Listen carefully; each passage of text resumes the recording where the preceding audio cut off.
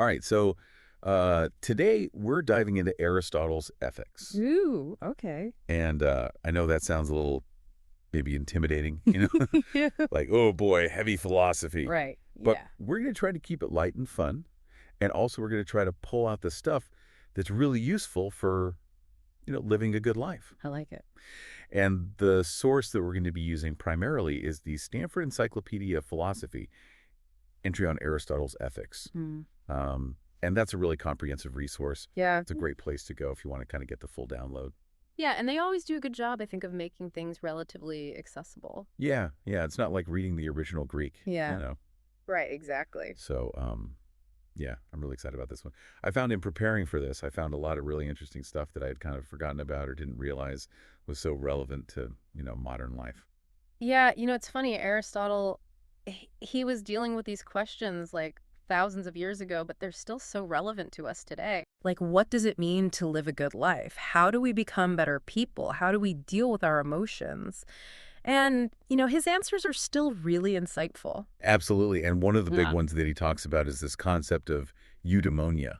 Yes. And I've always heard that translated as happiness, but it seems like it's something a little bit more than just like, Yeah. feeling good in the moment. It's more about living a fulfilling life, a flourishing life. Flourishing, okay. Living up to your potential as a human being. And I love the etymology of the word eudaimon, like well-favored by a god. Yeah.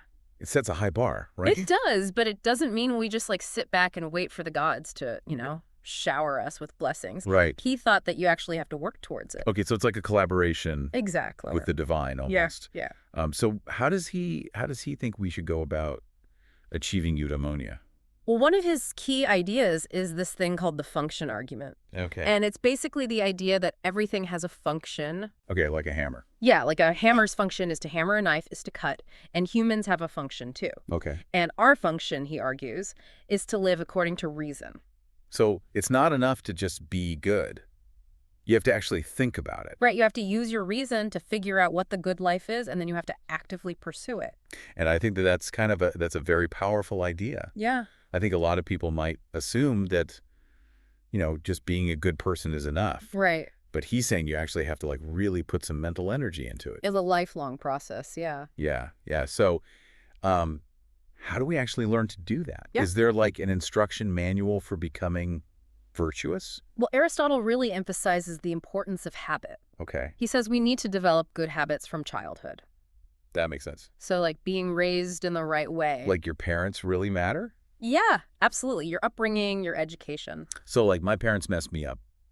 I'm out of luck. Well, not necessarily. Right. There's a catch, though. Okay, I knew there was a catch. He says in order to really benefit from studying ethics, you have to already be somewhat inclined toward virtuous actions. Oh, so it's like you need some pre-existing virtue to get the virtue upgrade. That's one way to put it, yeah. Yeah. It's kind of like you need to have some kind of foundation to build on.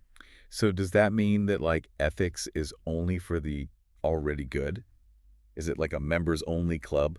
That's a really interesting question, and I don't know that Aristotle has a clear answer to that. It's something I think we can all think about, though. Like, does this make his approach kind of exclusionary? Or is it just recognizing that you need a certain level of moral development to really understand these concepts? Yeah, it's a good question for our listeners to ponder. Definitely. So let's move on to one of his more, I guess, famous and practical ideas. The idea of virtue as the golden mean. Yes, the golden mean. So what does that mean? Break it down for us. So basically he's saying that each virtue is a kind of midpoint between two extremes. Okay. One of excess and one of deficiency. Okay. I'm picturing like a scale. Yeah. Balancing. So for example, courage is the virtue. Okay. And it lies between cowardice, which is a deficiency of courage, and recklessness, which is an excess of courage. Oh, so you can have too much courage. According to Aristotle, yes. Interesting. Okay, so like every virtue has its sort of like Goldilocks zone. Right. You want to find that just right amount. Not too much, not too little. Exactly. Okay. But does that work for every virtue? Like I can see it with courage, but what about something like generosity? Yeah, that's a good point. Not all virtues fit perfectly into this framework. Yeah. Like, where's the line between being generous and being foolish with your money? Right. Or where's the line between honesty and being hurtful. Right, right. So it's not like a perfect system. It's not a simple formula, but it gives us a way to think about virtue. It's a starting point. Yeah, and it emphasizes the importance of balance and finding that middle ground. And I think he also ties this to the idea of beauty. He does. He uses the word kalon, which means beautiful or noble. And he's suggesting that a virtuous life is also an aesthetically pleasing life. So there's a kind of artistry to being good. Yeah, it's like you're crafting a life that is both morally good and beautiful to behold. I like that a lot. Yeah, it's a really inspiring idea. It is. But, we all know that even when we know what the right thing to do is, sometimes we don't do it. Right. And Aristotle has a word for that, akrasia. Ah, yes, akrasia, the weakness of will. Yes, acting against our better judgment. Why do we do that? It's a question that's plagued philosophers for centuries. All right, yeah. And what's his take on it? Well, it's interesting. He actually agrees with Socrates to a certain extent. Okay. Socrates believed that if you truly know the good, you'll do the good. Okay. Aristotle kind of agrees with that, but he also recognizes that our emotions can get in the way. So, like, if you're really angry, Yeah. you might do something that you shouldn't do. Right. You might lash out at someone, or you Yeah. might make a decision that you later regret. Or, like, if you're, really tempted by something like that, piece of cake, Exactly. you're on a diet, but Even though you know you should resist. yeah, you eat the cake anyway. So Aristotle is saying that sometimes our desires, our emotions can cloud our judgment. So we're not always perfectly rational creatures. Right. And this raises some interesting questions for us today, like in a world that's full of temptations and distractions. Yeah, it's like we're surrounded by cake. Yeah. Are we really in control of our choices? Or are we just constantly giving in to these immediate gratifications without really thinking about the long-term consequences? Yeah, it's a good question to ask ourselves. And speaking of things that tempt us, let's talk about pleasure. Okay. I have to admit, I used to think that Aristotle was kind of a killjoy when it came to pleasure. Really? Yeah, I thought he was just like no fun allowed. That's a common misconception. Yeah, but it turns out he's not entirely against it. No, he's not. He actually thinks that pleasure is a natural part of a good life, but it's not the ultimate goal. Okay, so it's like a part of the equation. Right. He sees it as a kind of byproduct of doing things well. So if you're doing something that you're good at and you're enjoying it, that's a sign that you're on the right track. Yeah, and he has this interesting idea that pleasure actually arises from the unimpeded activity of our natural state. Okay. Now, that's a mouthful. It is, but it's a really fascinating concept. So what does it mean to be in our natural state?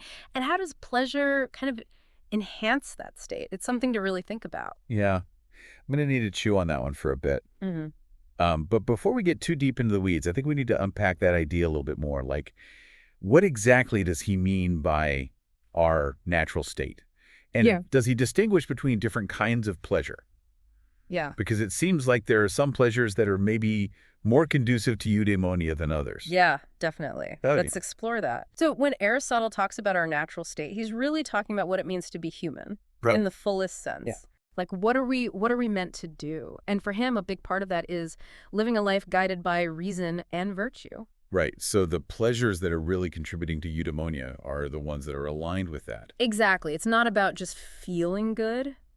It's about feeling good in a way that's consistent with our nature as rational beings. Okay, so it's not just about indulging in every whim or desire. Right. It's about being more discerning. It's about choosing the kinds of pleasures that actually enrich our lives rather than just distracting us. Okay. And I think he actually made a distinction between different types of pleasure. He did. He had this hierarchy of pleasures where he talks about, those basic physical pleasures. Right, like eating. Yeah, or like sensory experiences. Okay. And then he talks about these higher order pleasures, Okay. which are the ones that come from things like intellectual pursuits or acts of kindness or appreciating beauty. So those are more like soul food pleasures. Exactly. And he thought that these higher order pleasures were more fulfilling because they engage more of what makes us human. So it's not just about what feels good in the moment. It's about cultivating a taste Yes. for the things that actually nourish us. Exactly. And that help us grow as individuals. This reminds me of something else that he talked about that seems really relevant to us today. What's that? Friendship. Ah, yes, friendship. He considered that to be really vital for eudaimonia. Absolutely. Huh. He said that without friends, no one would choose to live. Even if they had all the other good things. This is like essential. Yeah, he really saw it as indispensable. He had a really interesting way of describing friendship. He did. He said that a true friend is like another self. Another self. Yeah. What do you think he meant by that? Um, I guess he's saying that you see yourself reflected Yes. in a true friend. And that you share values and goals. Right, and that you're both kind of committed to helping each other. Yeah, it's about mutual growth and support. Okay, so it's not just about, having fun together, or Right. It goes deeper than that. it's about becoming better people together. Exactly. It's about that shared journey towards eudaimonia. I love that. Wow. But I think he distinguished between different types of friendship. He did. He talked about 3 different kinds. Okay, give us the rundown. So the first one is friendship based on utility.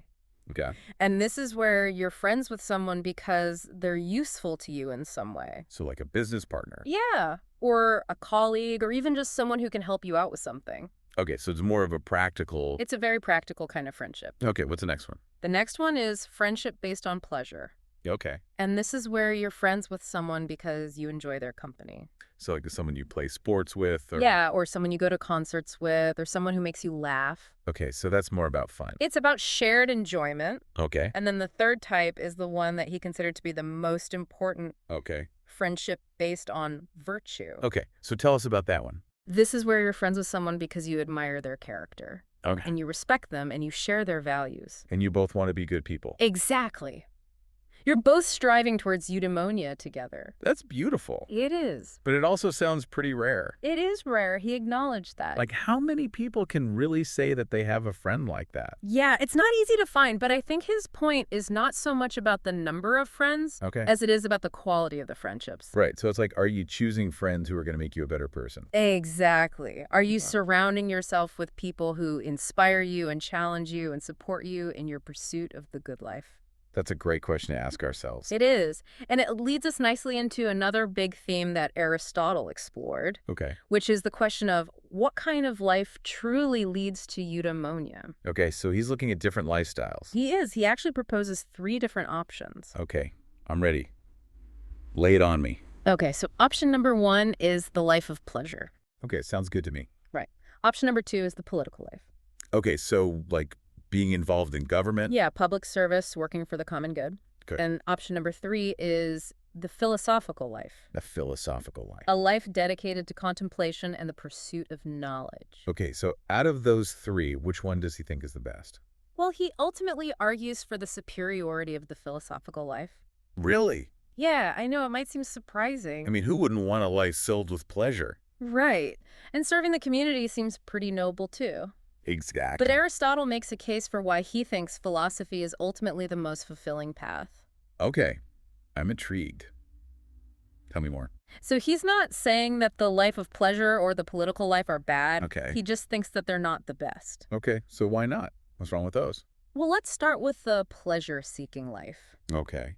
Remember that hierarchy of pleasures we talked about? Yeah. Aristotle believed that if you just focus on those basic physical pleasures, the fleeting amusements, Right. that you're not really going to achieve eudaimonia. Okay. Because those pleasures don't really engage our full human potential.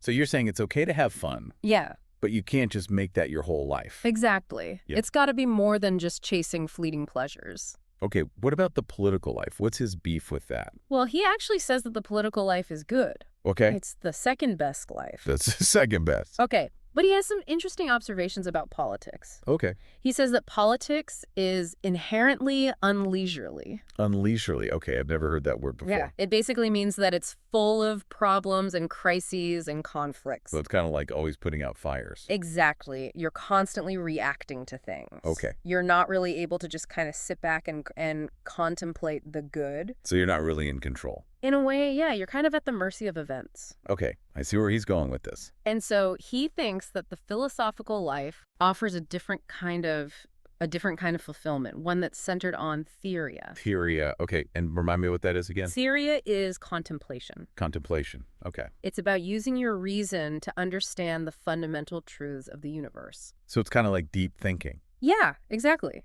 It's about stepping back from the everyday world Okay. and just thinking about the big The questions. meaning of life, all that stuff. Exactly. And Aristotle believed that this was the highest form of human activity. Higher than even helping other people. Well, he thought that it was the closest we could get to experiencing the divine. Oh, wow. Okay, so it's like a spiritual thing almost. It is, in a way. Yeah. He envisioned God as this perfect being who's eternally engaged in contemplation. Okay. And since we humans are rational creatures, Right. he thought that our happiest moments are the ones where we're using our reason to its fullest extent. I see. So it's like we're hardwired for contemplation. Exactly. Our brains crave it. Okay. Um, but I'm a little confused here. We spent all this time talking about ethical virtues, Right. like courage and justice and all that stuff. Yes. And now you're saying that the best life is all about contemplation. Yeah. So what was the point of all that other stuff? That's a good question.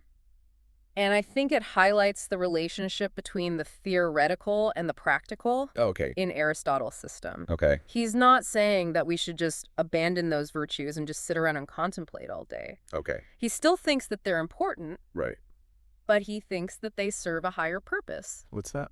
They prepare us for theoria. Oh, so they're like the training ground. Exactly. They help us develop the kind of character and the mental discipline that we need to really engage in deep philosophical contemplation. Okay, that makes sense. It's like you can't really think clearly about the big questions if you're constantly being pulled this way and that by your emotion. Right. You need to have that kind of inner strength and stability that Yeah. comes from cultivating virtue. Okay, so it all ties together in the end. It does. And even though Aristotle championed the philosophical life, he also recognized that not everyone can live that way. Right. Most of us have jobs and families and responsibilities. Exactly. So for those people, he said that the political life is still a worthy pursuit. Okay. It's a way to use your virtues to serve the community. To make the world a better place. Exactly. And he saw that as a noble calling. So it's like he's offering us different levels of the good life. In a way, yeah. Yeah. He's saying that there are multiple paths to eudaimonia. And what matters most is that we're striving to live virtuously. Exactly. Yeah. Using our reason well Right. and finding those activities that bring us genuine happiness. Yeah, and I think that's a really empowering message because it means that we all have the potential We do, to live good lives. regardless of our circumstances. Exactly. Well, I think that's a great place to wrap things up. I agree. So we've covered a lot of ground today. We've talked about eudaimonia, the golden mean, acrasia, pleasure, friendship, and the 3 different paths to the good life. And I think we've all learned a lot from Aristotle. I know, I have. He's a really wise and insightful thinker.